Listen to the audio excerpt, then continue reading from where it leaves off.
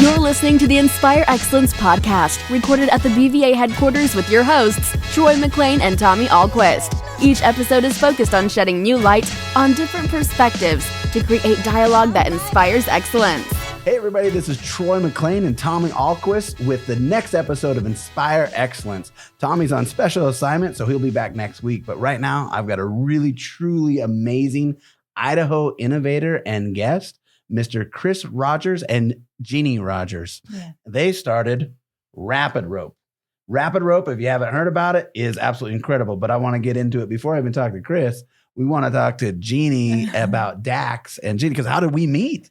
We met 3 years ago at the Sportsman Show. I believe Dax was trying to sell you some Rapid Rope, and you looked very familiar to me. So I was trying to remember how I knew you. And anyway, I was so impressed with Dax. Like Dax is, I'm walking by with my beautiful bride of 18 years, and this young man, he's out there, and he's like, "Oh, so here, look, here's how it works. It goes this way." And I'm telling Crystal, I'm going, "Honey, that kid's got some chops, man. Like that kid's got it down." Yeah. And then you're like, "Wait a second, where do I know you? Where do I know you?" And then you're like, "The Apprentice." And I was like, "Yeah, The Apprentice." I go, "But I really want to see." I ended up buying 4 of them. Yeah. So I bought 4 of them that day because I was like, "This is the most amazing thing that I've ever seen, and I gotta see it." Then you reached out to me. Yep. I think Dax got my phone number. Dax got your info. Dax got your contact. Dax. Yeah, Dax did. Dude, Dax is like Dax. Dax is like the broker of all this. Yeah. How young was he then? Oh gosh, 12 or 13. Probably 13. He's a straight hustler. I'm just telling you, that dude could sell. So Dax gets my contact information, says, "My dad needs to call you." My dad's name is Chris Rodgers, and he's got this invention called Rapid Rope. Yep. So then you gave me a jingle.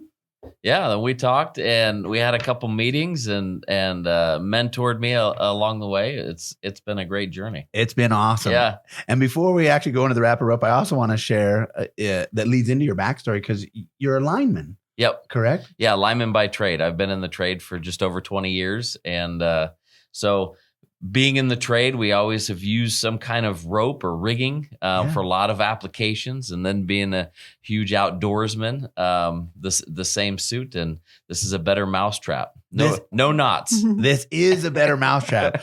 I legitimately have used it several times. You and I had several meetings and conversations talking about anywhere from ideation to what if and maybe this way, and even talking about direction. What do you do with media? What do you do when it hits? And we went through a unique experience, and you're going through it. I went through it years ago, but you both are going to go through this tidal wave of press because you've been on the Shark Tank. And those of you guys that haven't seen it, pay attention. You're going to see it. But Idaho, once again, got highlighted in national television, and you've been on the Shark Tank. But more importantly, that you were on the Shark Tank, you're an Idaho inventor. Yes, sir. You invented something. Yep. Tell us how you came up with it. Like I mentioned, we always have we always have rope with us for different applications, especially outdoors, around the house, farming, ranching, a lot of the different areas that I grew up, and we always carried utility rope with you. And it was always a knotted mess, no matter how clean you put the rope away. Or I remember my dad growing up having twine in the back of his truck or in the hunting pack or whatever the case. And it was always a knotted mess. And we just, this has been, probably 8+ years of tinkering and figuring it out, and how to go to the next step, and how to build that better mousetrap. And we're very proud of it, and proud that it's made in Idaho. And we've used a lot of people from Idaho. We've worked with Boise State, the MPD lab. Yes, you told me about that. Yeah, so we worked with Boise State on a lot of the preliminary CAD drawings and 3D prints and everything like that to prove the concept and to improve the concept as well. So am I allowed to pull it out? Yeah, for sure. So you guys got to check this out. This is mine. I don't want to ruin it. I love it. No, but what? Like, this rope is rated at 1,100 pounds. 1,100 pound test rope. So it's the same diameter as your standard paracord, which is a 550 rating, and this is the same diameter. It's double the strength. So it's crazy strong stuff. 1,100 pounds, and look how quick it cuts. Yeah. So boom, you just pull it out and it goes again. Yep. No knots unless no the knots. one you tie in it. Yep, that's right. When Dax, your business manager, Yes. lead salesman, showed me this, it was amazing. I was like, I got to get that. Like, I instantly knew I had to get it. But I instantly knew as well, I was sharing with my wife when you and I started talking, I also knew I have a young entrepreneur. You're a seasoned father. You're a seasoned husband, but you're a young entrepreneur. Yes. That is going to go through the ups, downs, dips, and distractions that I went through. And I instantly knew, I was like, man, that's what we're doing at Inspire Excellence as well, is making sure that we help navigate some of those pitfalls and navigate more towards that opportunity. In Idaho, you got a lot of support instantaneously, like you talked about at some of the incubation clinics that you went to and others. Talk to me about those and how those people helped you get to where you're at. As in which? NPD. Oh yeah. So to start with, when we moved to the Valley, we started researching different firms in different areas that could help us in that. And we came in contact with an individual. He actually molds all of the products now. It's micro molding here in Nampa. And does all my molds. Extremely proud of that. And I originally showed him some water bottle samples that I had cut up with some blades using JB Weld and all that kind of stuff. Trying to figure it out, spinning the cartridges with arrow shafts and stuff like that. I mean, originally when it started. Dude. And he suggested, he goes, you know what? You should go and search out the NPD lab at Boise State. And they'll work with you. You know, you're able to work with students as also as seasoned engineers as well. And we worked through the whole process, and through that started that chain of people and the support that we've had through the entire way of graphics, of figuring out, okay, what do we want to call it? Who came up with the name? I did. There you go. Jeanie came up with a name. Jeanie got it. Yeah. No. Chris was very insistent that everything be made in the Treasure Valley. Yeah. And, you know, I was maybe disagreed a few times with him and thought maybe we could outsource some things. But as it's, you know, as we've gone on this journey and we've had people like Mel in the NPD lab, man, it's been like our family. And it's amazing the support we've had from Idaho. We're really proud that our labels, everything comes from Idaho. We're manufacturing in our shop right now, and it's a pimp logo too. Like, I gotta be honest, the logo's legit. Yeah, love the colors. And we just had a few people when we were at the SHOT Shows, you know, request other colors. So we're super excited. That orange just came out. It like pops. within a couple weeks. It pops. But you know, I went through that, and Crystal and I went through that as well. When you start out as young entrepreneurs, the first thing you're cash crunched. Yeah. You're working in scarcity versus the mentality of abundance. And you're going, oh my gosh, I just gotta, and you hear these buzzwords, outsourcing, you hear these, it's cheaper to go offshore. Right. And so we went through the same thing. I'll let you know that right now. Like, we're, oh, well, maybe we should, and maybe we could, but if you get back to them, you know, the core roots, which Kristen has stuck to, and I can see that you go, but this is our community. And it's longer, it's more tedious, but in the end, you triumph a lot better. And I will say that I went through that too. We all have as young entrepreneurs, and getting seasoned through that. Because there is the what ifs. Well, what if we went this way, we'd save ourselves 10 cents more? Or what if we went that way? And you guys got what, 4 kids? 5. Yeah, just 5. 5 kids, just 5. Just 5 kids. Biggie. Yeah, no biggie. You're fine. And that's I've talked about that on the prior episodes, but talking with you guys, and you by the way, Chris was out on my property today. So when I say he's a lineman, he's like legitimately a lineman.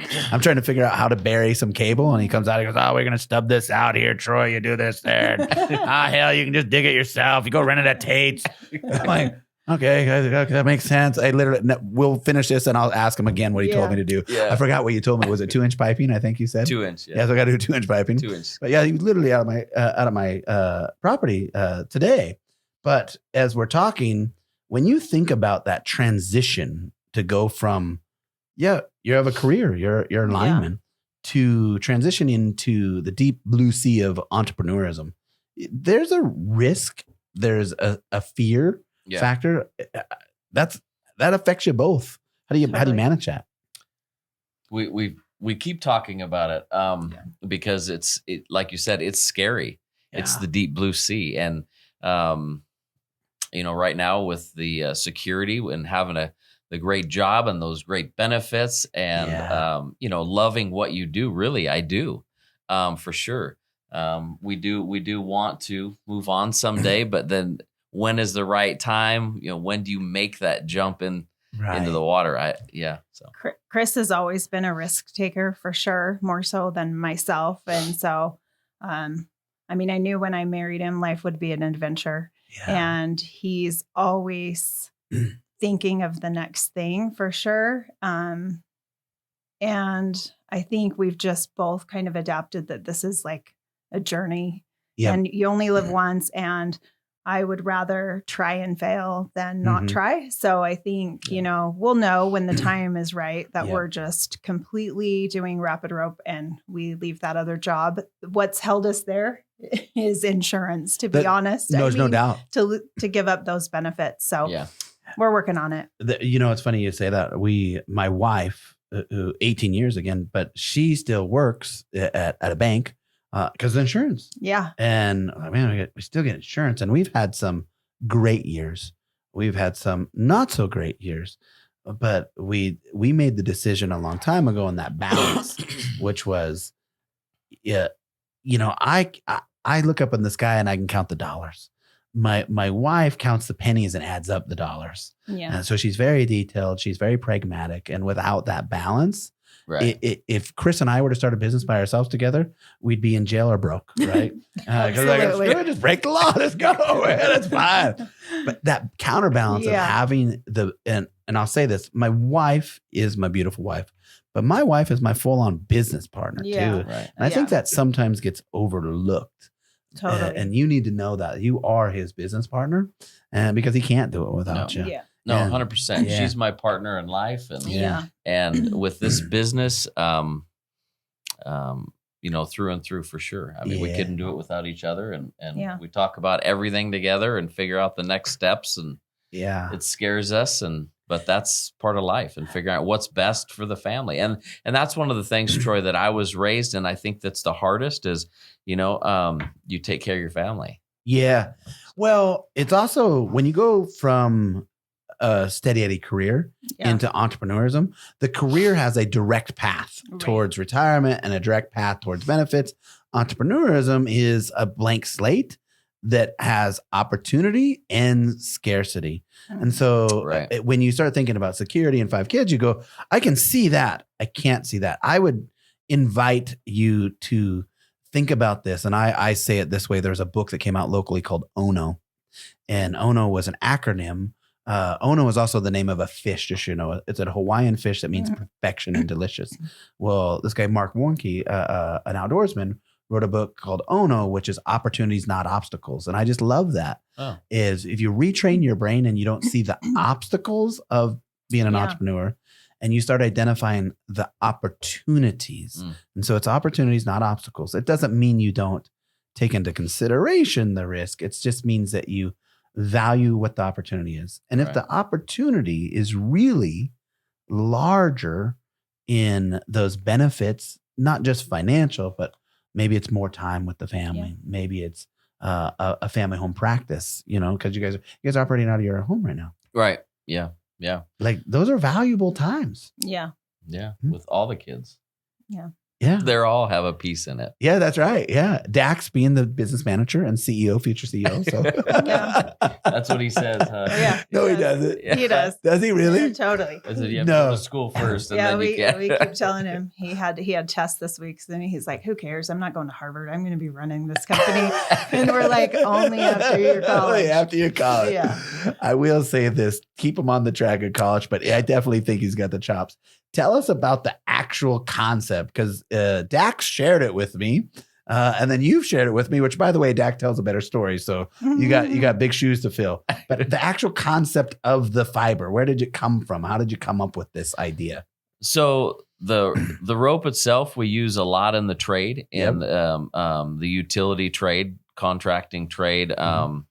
And so I've used this kind of rope, certain kinds of it my whole career. And it was something that when you used it, everybody wanted it. And it was like, oh my goodness. And you tried to get it because it was kind of a one and done. Right. And so we combined that with the canister itself. Right. And it's made specifically for us. It has a specific strength to it. And the colors now, I mean, it's just great. But the rope itself, the canister's half, and then the rope, it's great. It's insanely strong. Feels nice in the hand. It holds knots great, but they come out great. It's brilliant. I play a game with my nieces and nephews. We have no children of our own, but my nieces and nephews, I play a game with them, and I'll take this, whatever it is, I'll take this cup and I'll put it in the center room. I go, what is it? And it's a cup.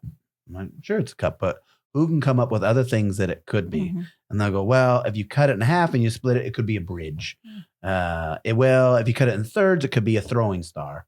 And that's innovation. And what you've done is you've taken a single canister like this exists somewhere, right? Yeah. A single piece of rope like this exists somewhere. Yeah. A razor blade exists somewhere. Correct. But what you've done is you've taken those existing products that seemingly do not go together, do not couple together, and you innovated them into what I believe will be the rapidest growing company in Idaho. I really do. Like I'm just as excited about it as I was 3 years ago. Like, this is legit. With that, what are the challenges that you guys are running into as entrepreneurs? Like, what are your like marketing challenges, bandwidth challenges? What keeps you up at night? Well, I think the biggest challenge that we have is educating the consumer or showing the product off. It's a show me product. Once you see it, you're able to try it out. It's instantly, you can see the value in it. And so I use this as when we go to like a Christmas show or something, and we have our product there, and you see a sign or you see an ornament, you can instantly see the value in it. When this is sitting there, people are like a little hesitant. They're not sure what they're looking at. They're not sure what they were. But when they try it out and when they see it, and then it really sees the value of, oh wow, I have to have one of those. It's consumer education. It's kind of like the duct tape. It's like it's 101 uses. Once you get anything and everything. That is a challenge for a lot of entrepreneurs. Is they'll say niches to riches, and if you say, well, it could be used for everything, how do you explain everything? And that becomes a marketing challenge. Sure, totally. Have you guys read any or listened to any of the books on entrepreneurism, the lean project methodology, maybe, or EOS? You should. So EOS is the entrepreneurial operating system, called EOS, written by Gino Wickman. And that will help you as well when you start thinking about like, hey, how do we make sure we're assured going this? And what they'll talk about and what we talk about, you'll hear Tommy. BVA is the fastest growing development company in Idaho. I'm guessing they've got over close to 2 million square foot of commercial space. But when you hear Tommy speak, it's about the end in mind. And when you're tranching forward with the rope and you're going, oh, this is going so fast. And as you know, you get on a television show and then everybody's hitting you up. Everybody's talking about this, that, and other thing. But if you don't, as business partners, define the end in mind first, then you don't set a direction. And EOS, the entrepreneurial operating system, or the lean methodology, we'll also talk about that. And you'll hear me say it a lot, is find out what your end in mind is. Our end in mind is a family-owned business where we can pass it on from generation to generation. Our end in mind is less time of you at work and more time of you at Rapid Rope. But whatever those ends are, you start to manifest. First, you project and manifest those ends in mind, but then all your marketing and all your operations can start guiding to that. Today, it's a whirlwind. And it's tough to, I describe it like trying to grab the money in the money machine, the whirlwind. And everybody's grabbing for it and they don't get anything. It's because all of it's so distractive. Are you dealing with that? Are you having challenges with distraction, or how are you doing good with it? Yeah, I mean, there's a lot of distractions coming at us right now, for sure, and we're trying to stay focused and trying to take care of the immediate, the immediate challenges, definitely. But I agree with you. I love the EOS. I think first and foremost, a company that we do want to grow for our family, but then also through that, and it's always been part of our mission as well, is to give back through Rapid Rope. Definitely to give back. Yeah, I think so. We're a big component of giving back. In fact, when I spoke with you, I said the only thing I asked is that you pay it forward. Yeah, like there was no bill, there was no charge, and we have to start doing that. Yeah. I'll say this over and over again. People get tired of me saying it, but the neutering of the American entrepreneur and the neutering of the American male is happening. But we also have the desensitization of giving back, and when you start bringing back country values. And I say that small town country values, which is, hey, I got a man that needs a hand. Yeah. I'm going to give him a hand. I'm not going to let him take advantage of me, but I'm going to give him a hand. You represent that. You come out and you say, hey, boss, I can walk you through the line stuff. And I only needed that little encouragement, by the way. Right. It's not like I needed everything. I just needed the confidence to say, yeah, you got it right. You got it right. Yeah. And I think that's important. So when you have that end in mind, but you represent it with the core cultures that you guys are living with and raising your children in, and you implement that into your company, boy, it'll rock it. Yeah. It'll rock it. How about you? How are you taking it? Well, good. And I was going to add to that, Chris for sure would come out and help you do that anytime, regardless, but he's just that person, right? Yeah. Like if we see somebody in need as we're driving along, one time we were driving from a funeral and we were all dressed up and he saw some elderly woman out in her yard trying to change her water. And he ran out there with Dax's help and they, it was like hand lines in her yard or something and they did them. But, he'll do that. And I am amazed through this process and how many people aren't really willing to we've sought a lot of help from companies like we've called you. You've been amazing and willing to Proof Eyewear. So awesome. Yes. Took our phone calls, helped us. We had a meeting with them. They helped us, with the website and stuff. So we're so grateful for those companies in Idaho that are willing to do that and just help a guy out. Help us give back in every way. I mean, that's great. So we are too. And, we have an end goal.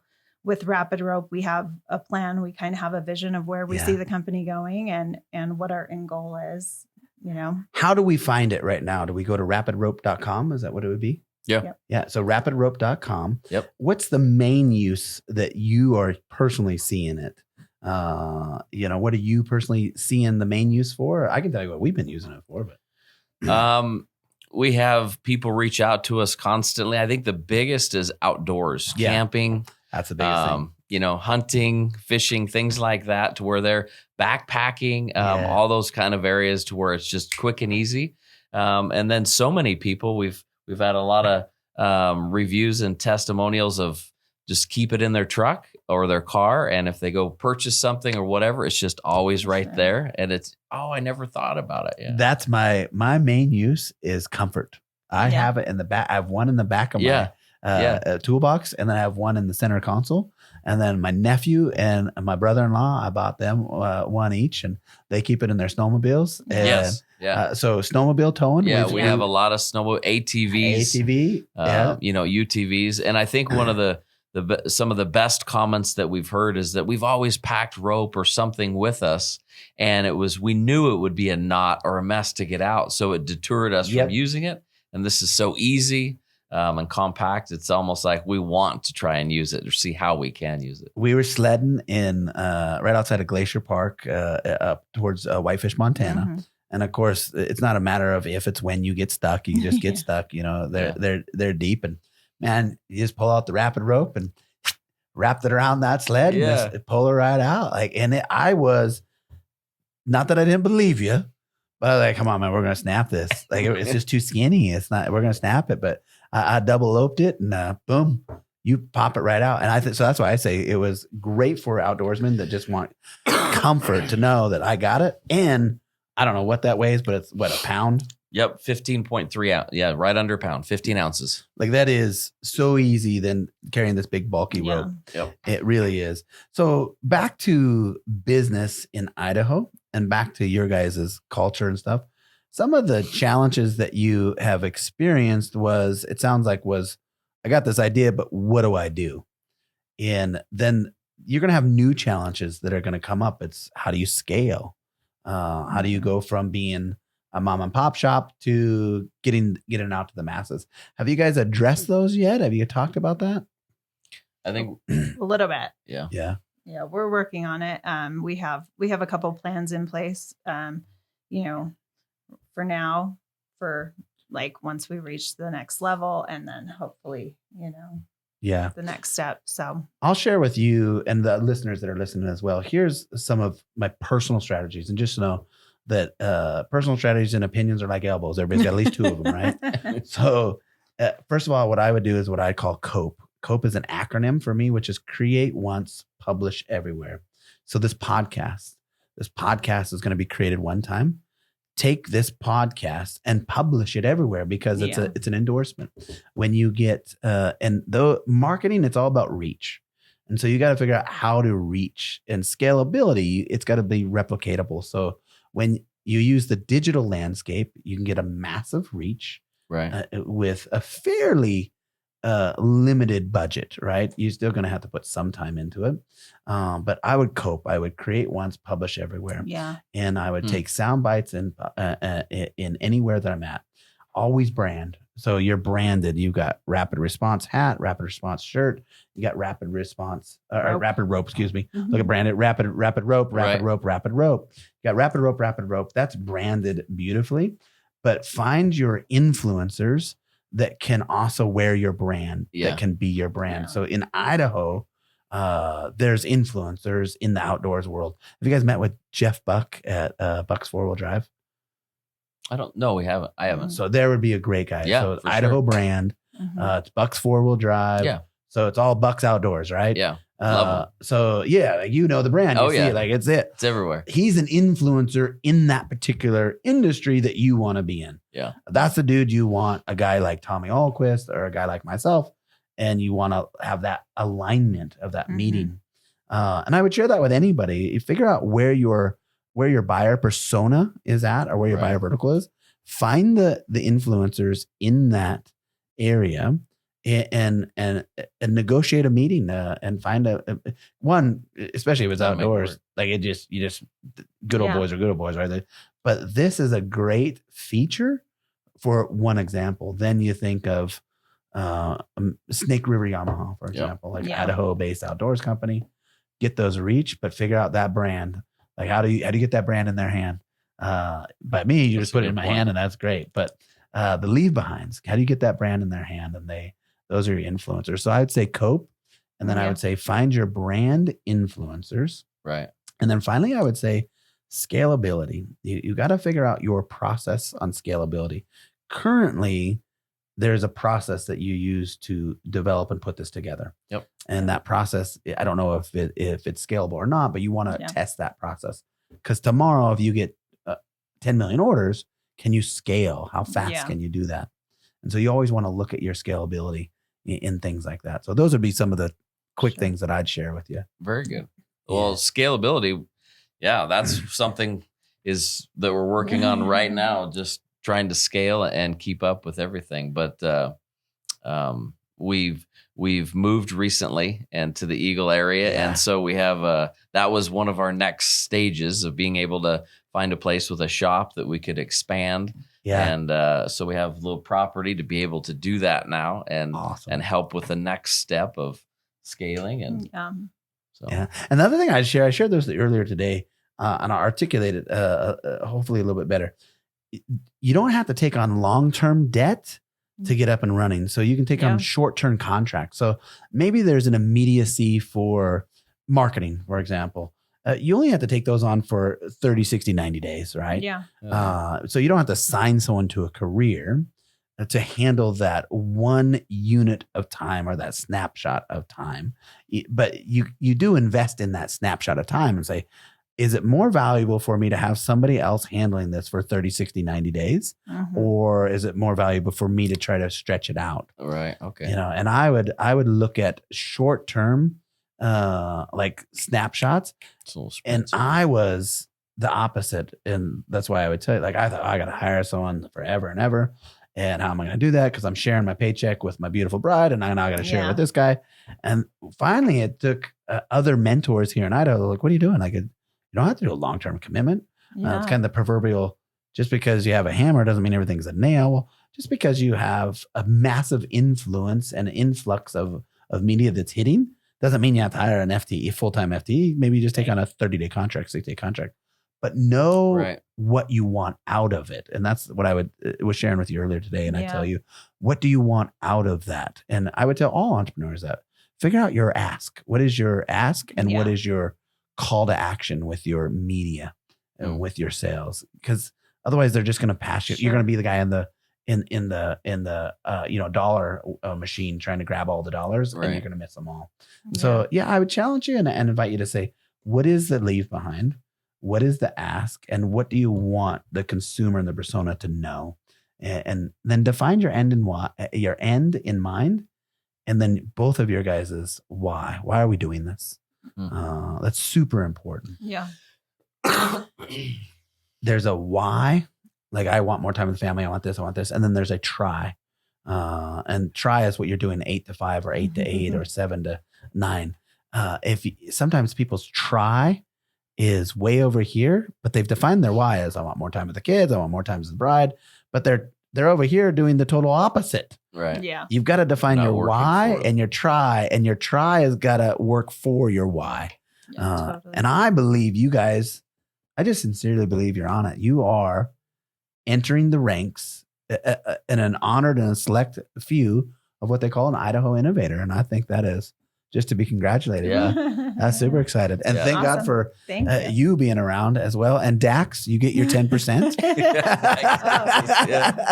Well, and our daughter Navy has discovered that, she can work for X amount of time if she wants like new shoes. Yes. Whatever. She wants to go out. She's constantly like, hey, I'm going to go put in a couple hours out in the shop and then I'm headed to Target. That's a good incentive for a little bit. Yeah. That'll work. Wait till they ask for a raise. Yeah. My nephews discovered that too. And they're like, hey, do I get paid more? Like, no. They've discovered like what we're paying other people. And they're like, hey, wait a minute. Wait a second. Yeah. Well, I can tell you guys that Rapid Rope is absolutely phenomenal. From 3 years ago to today, you've been a man on your word. And I believe that your word and the values that you have really translate into Rapid Rope. If you haven't checked out Rapid Rope, go to rapidrope.com. Thank you guys very much. That is Inspire Excellence. Thank you. Thank you. Thanks, Troy. Good job. We'll talk after hours here for a minute if you want, but stick around if you want. You've been listening to the Inspire Excellence podcast. We invite you to find something that inspires you this week. Join us again for our next episode. All right. Now we just talk. Like, we don't have to worry. He turned them off, but now we just talk, and now I can cuss. So you didn't even cuss. I know. I get so worried about it. Well, it's because I get so worried. Dude, I get so worried about it. Like, man, I'm so worried. Tom Sr., who is Tommy Alquist's dad, like, him and I are cut from the same cloth, because he's like, I don't give a shit about this. I don't give a shit about that. Tommy, on the other hand, is very, polished and stuff. So, man, Tommy's so polished, but Tommy's dad, I can let her fly. Let him have it. Yeah, I can let him have it. But yeah, it's great. This, I can tell you guys, again, from the time I saw it to this is amazing. You have to identify, again, your end in mind. And that's what I really want to emphasize with you. What is it that you want? There is a dollar amount. Yes. That dollar amount is whatever it is. Yeah. That has to be replaced. But that dollar amount that you're getting today has also taken away from some of your whys. So, well, I'm working this much, but I'm only doing this much of my why. So don't forget that even if you make less money, but you get more aligned with your why. So try to weigh those things out. And Crystal and I were the same thing.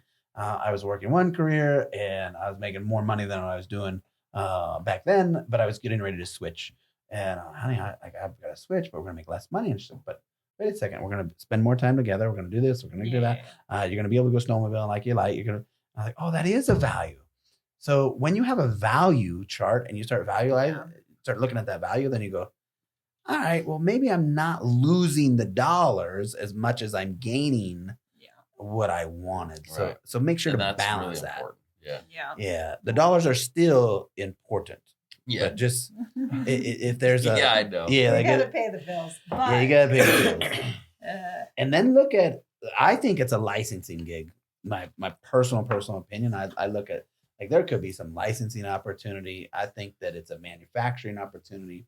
I think that I really do believe the world's your oyster. And whatever the outcome was on the show, it's a positive thing.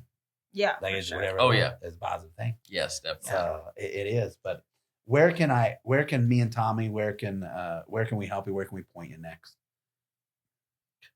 I mean, I think Sunday night. Well, Did you just make that just now? Yeah, You're a fidgeter like I am. I totally am. Dude, I have to fidget with something. I think we should know something. This is the scariest part. Is like we have the biggest stage probably that we could dream of. Yes. What happens next? We don't know. It's all up in the air, right? So we could get 5 orders or 500,000. Like, you just never know.